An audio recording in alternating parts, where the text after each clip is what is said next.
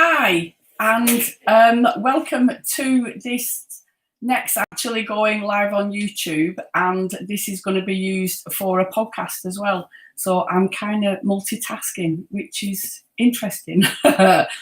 So anyway, the topic of this live and podcast is procrastination and overthinking. And I've been doing a week-long mini course on my private membership, which if you're interested in knowing a little bit more about that, just type in Google Living Life Being Human, and my podcasts actually pop up right at the top, which is really good for me. Not sure how that's happened, but it does. You can also go on the website there, livinglifebeinghuman.co.uk, and see more about the membership if you're interested in that. But this week I've been running a week-long mini course, uploading a video every day this week around exploring behaviour. And one of the things that I learnt quite early on in my psychotherapy training was about driver behaviours. And I keep referring back to this over and over again. It's kind of one of the foundations, the building blocks of transactional analysis, that we all have behaviours that we go to. And it's really interesting if you look at how we communicate with each other. Transactional analysis is all about analysing transactions between ourselves and the other, whether that is a child or a partner or a work colleague, pretty much shopkeeper, anybody that we come into contact with, we create energy between the two of us, and that energy can be positive and negative depending on our state of mind, depending on where we are, dependent on how that person appears to us. It's a minefield when you start to look at how we communicate. I can be in front of somebody that reminds me of somebody from my past. That might be the way that they look, it might be the way that they hold themselves, it might be their mannerisms, the words that come out of their mouth, and I can be instantly, rubber banded back to an earlier time where that happened, and that can alter my behaviour.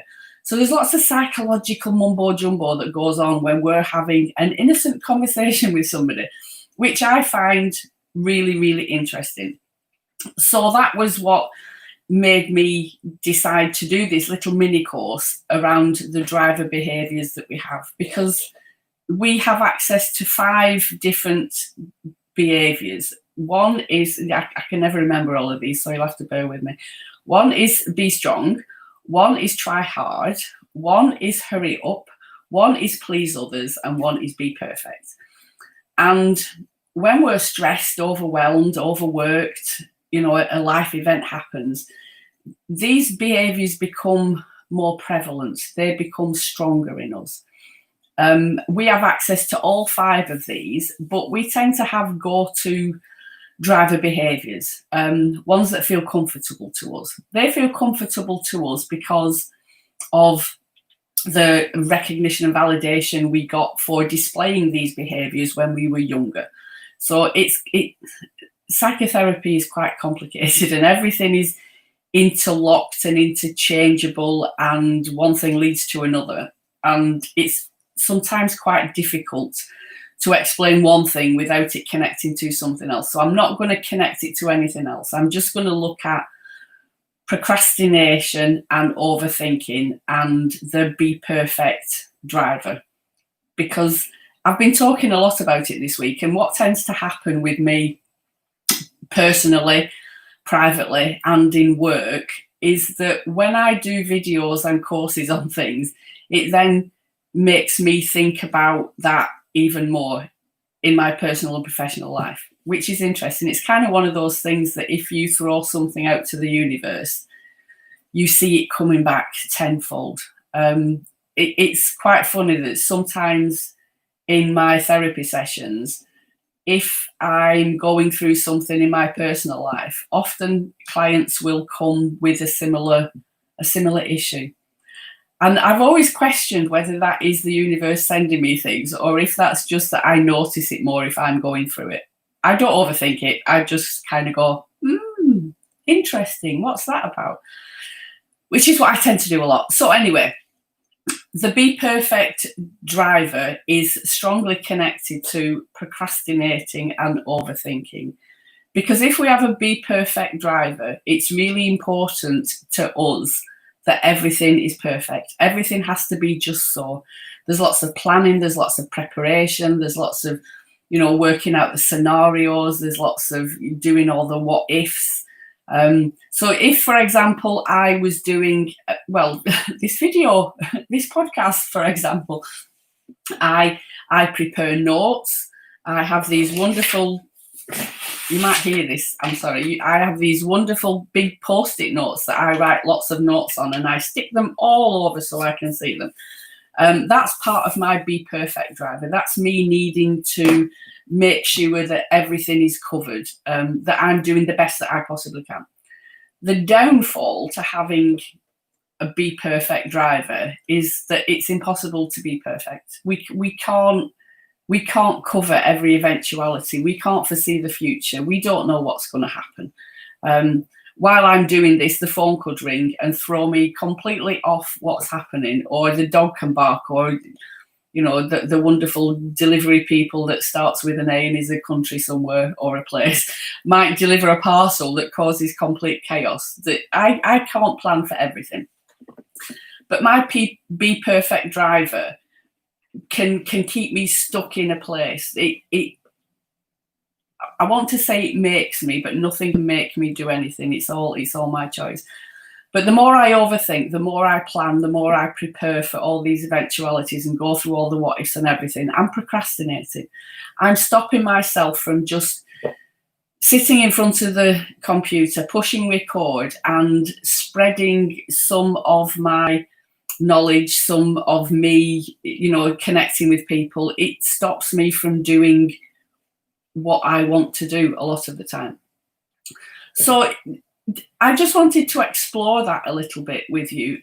You might find that there's some things that I'm talking about that resonate with you. Are you somebody that has to plan everything? Are you somebody that keeps notes and reminders everywhere? Are you somebody that, your appearance is very important to you, how other people perceive you, comparing yourself to others, whether they do a better job than you, or feeling like you're inferior to them in some way, that can stop us from being our true authentic self?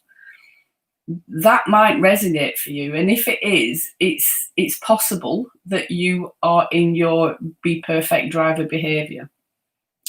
So what do we do about that? That's the other thing that I've been looking at. Our driver behavior comes from messages that we picked up early on in childhood. It's not that our parents or main caregivers said to us, you need to be perfect, you need to get this just right, or there's no point in you doing it at all. They might have said that, but it's highly unlikely that they would have done. But it's how we understand the messages. If we get lots of praise and recognition for doing a good job, if we get lots of praise and recognition for coming first in a race, or getting top marks in reading when we're at school, or whatever it is, then we can start to think, if I do a really good job, I get lots of praise, which encourages us to do another really good job and to strive for something better, more perfect, more acceptable, all those things. And I'm a parent, so I know that I have praised my children for exactly those sort of things. And the message that I was sending as a parent to my child was that, bloody well done you. You worked really hard at that and you achieved it, and that's amazing. And that's a really good thing to say. But how our messages are received and understood by our children is not our responsibility. One of the things I would say, if there are any parents listening to this, any new parents, any parents at all, I've got a 32-year-old, a 31-year-old, and a 15-year-old. So I do this a lot of the time with them anyway. I've got a grandson who's 2 as well. Is to focus more on praise for being as opposed to praise for doing. So yes, it's fantastic when they come top of the class, and of course we should praise them and recognise their effort and everything else that's gone into that. but we can also praise them just for being who they are. All the little funny quirks that they've got, the personality, the humour. You know, me and my 15-year-old son, even though we do have moments, he's a teenager, we have lots of moments, but I can laugh about his behaviour. Sometimes he just comes out with a one-liner that just really, you know, throws a curveball. And I love that side to him. So I will, you know, acknowledge that he does have a quirky sense of humour, that he does come out with one-liners, that, you know, his perception of life is different to mine, and I like that, and I will comment and praise it. Yesterday, was it yesterday or the day before? I'm not sure. I was going upstairs. I was getting ready to take him to school, and I was going upstairs to, you know, clean my teeth and do those sort of things.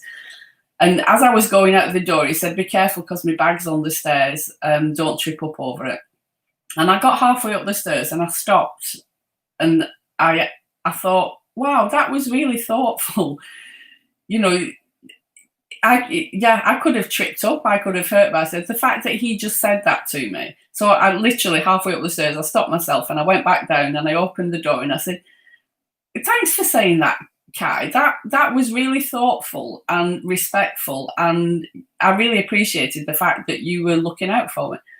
And he's very blunt. We're all very blunt in our family, but he said, "Well, I didn't want you to trip up and die."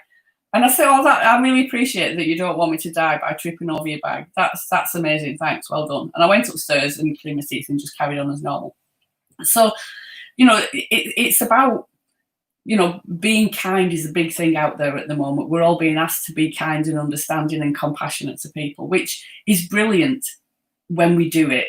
If we're not in a good place ourselves, it can be quite difficult for us to pay that forward, to be positive about other people. But if we can praise for being as well as praise for doing, you know, the little things, the being thoughtful, the being kind, the being responsible, the being, you know, empathic, for being compassionate, for just, you know, for showing love and all those sorts of things. Those are what make us be a nice, well-rounded human being. And we, you know, my mum used to say things, I'm not sure whether my mum listens or watches these, because I do talk about her quite a lot, because obviously it impacted on me, my upbringing and how she was.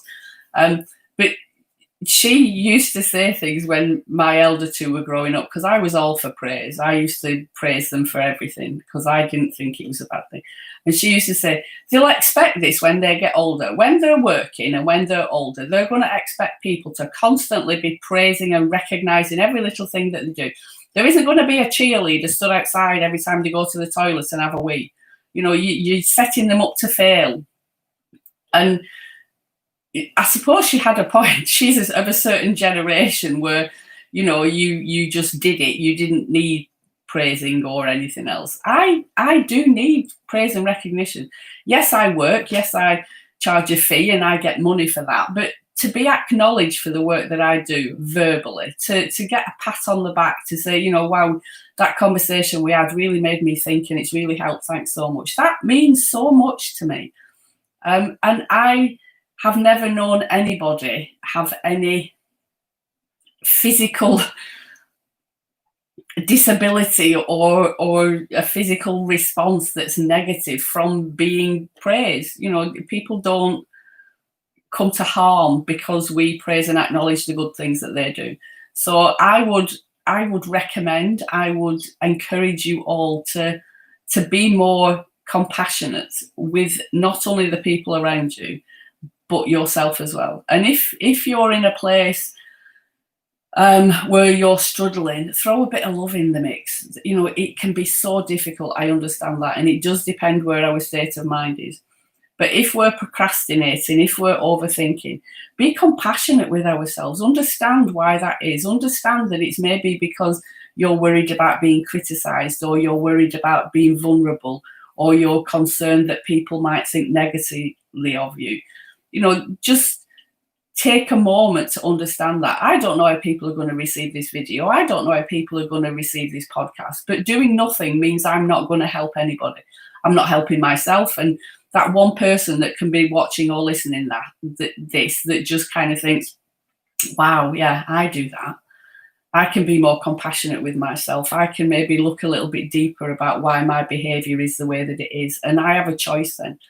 There's something, big for me in, if I'm aware of what I'm doing and possibly why I'm doing it, then I have a choice to change that. I use the three principles a lot in coaching, which, tries to discourage us from looking for answers. It kind of keeps us stuck. It's very much in the here and now. And okay, this is what's going on. I can accept that, and I understand 100% completely that my thoughts create my feelings 100% of the time, and I understand that, and that is massive for me, and it does help me a lot of the time. If I'm feeling a bit, excuse my French, a bit shitty, if I'm feeling a bit down, it's because I'm having shitty negative thoughts, and that's creating the feeling, and I get that 100%. But there's also a part of me as a person that I'm very logical. I'm a thinker. I need information. If somebody tweaks my interest and there's a little bit of a thing there, thinking, I want to know more about that, I will research it. I will Google. I tell people to step away from Google. But I will look at what's available. Is there a training course I can do? Is there a group that's, I can learn more from it? But that's my personality. That's who I am. And I completely am at ease with that. I've got so many qualifications that are relevant to the job that I do and that are completely irrelevant to the job that I do. But it was just something that piqued my interest and I wanted to know more about it. So for me, psychotherapy and, why we do what we do is a learning process. Yes, overarching all of that is that our thoughts create our feelings 100% of the time. Yes, part of that is getting support from like-minded people that, when we're not in a good place, they can kind of pick us up and help us, but we're not completely reliant on that. We've got that inner knowing that regardless, I will be okay and I will come through this. So I just wanted to pass that on a little bit. If you want to know more about the things I talk about, if you want to know more about the driver behaviours, as I said, there are 5 of them. Be strong, hurry up, try hard, please others, and be perfect. You can hop over, jump over, stroll over, whatever you want to do. Just Google Living Life Being Human, or go on livinglifebeinghuman.co.uk. And you can join my membership. It's free for the first month. So you can delve deeper in on living life being human and what that's all about. You can be part of a community in there, and you're not committing anything. If after 3 weeks you decide this isn't for me, then you can just cancel your subscription and drop out, and I wish you well in your endeavours. But if you do want to know a little bit more and you want access to these videos, I record them only for the group. They won't be shown anywhere else. I might put a little snippet up somewhere, but it is 100% completely in the group. It is private. So you have to be a member to access the group and to join in. So yeah, feel free to hop over and get to know me a little bit better, and I can get to know you a little bit better and start our journey together, exploring living life being human and what that's all about. So I hope you've got something from this. Feel free to contact me. You can contact me Jackie at jackiejones.co.uk. On my website, you can find loads of information. I'm pretty much all over the place at the moment. Quite busy, but enjoy your week, and I shall be back doing more of these. I'm planning on doing them 1 a week so that I've got content for my podcast as well as uploading some stuff onto YouTube. So have a fantastic week, and I shall speak to you all soon. Take care. Bye.